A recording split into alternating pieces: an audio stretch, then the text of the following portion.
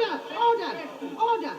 OK. An orgy of banker bashing is what we're in for, Russell Brand. Do you think that's what's happening? I think an orgy of any kind would be great, but one that focuses on banker bashing would be the best kind of orgy I can imagine. Hey, what you said, mate, was wicked, I thought, saying that the system itself inherently encourages that kind of behaviour. When looking for the culprits and who to prosecute after these transgressions, look for the people that, after that crash, where loads of ordinary people lost loads and loads of money, look for the people that have got loads of bonuses and loads of money. They're the people that are criminal. Those are the people that need to be prosecuted. And whilst, to a degree, we have to placate the city because our economy is built on it, don't you think it's happened a bit too much that they can behave in this rampaging manner while ordinary people continue to suffer? I think that we need to see punitive measures immediately employed so that it doesn't continue to recur, not just because of some weird lefty agenda, but because if there are not penalties, the behaviour will happen cyclically. So people need to go down, and it's the people that have got the money that need to go down. Right.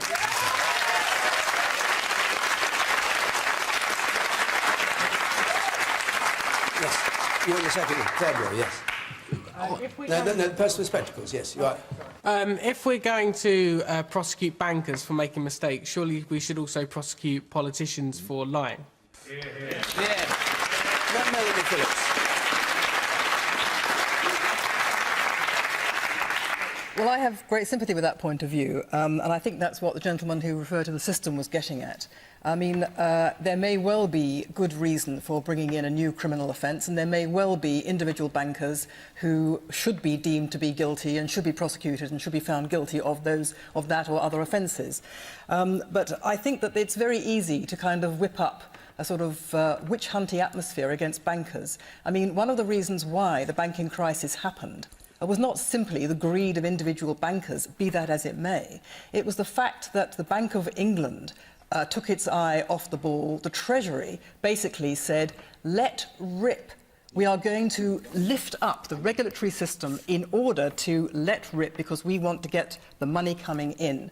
And, you know, there is a responsibility for politicians to bear in all this. I'm not saying they should be prosecuted, but it's very easy to single out bankers. I mean, everyone hates bankers, don't they? No. We all hate bankers because they're rich. It's so easy to raise a cheer against bankers, isn't it? But actually, it may be that other people are responsible. And it may be that, as someone has said, when you think about it, when you look at what they actually did, is it always going to be so easy to decide when it was a bad judgment, which is culpable, negligent, incompetent, and where that shades into kind of deliberate and even malicious recklessness? I think we all feel that recklessness should be punished, but I think that we have to be very careful not to just damn everybody. I don't know, like, Melanie, what I'm thinking is that incompetence of that degree that has those kind of consequences is indistinguishable from malice, in my opinion. And do you think it might be likely that if 50% of Tory party funding comes from bankers, it might be hard for them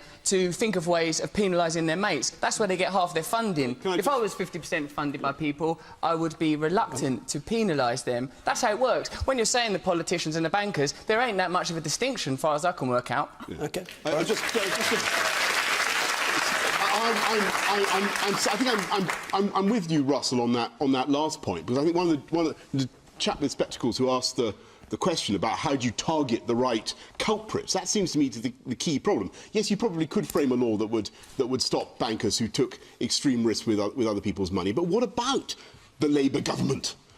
Who were in power in the period, as Melanie indicates, leading up to the crisis. There they were, sitting there deregulating. Gordon Brown went to the City of London in June 2007 and said, we are entering a golden age of banking and the City of London. And what kind of signal did that send to those people? All right. Now, should Gordon Brown be sent to prison? Yes. Well, no, is Tessa Jowell? Is Tessa Jowell? She was part of that government. Should she be sent to prison? Tessa Jowell. I sincerely hope not. I'd go and visit Tessa in prison.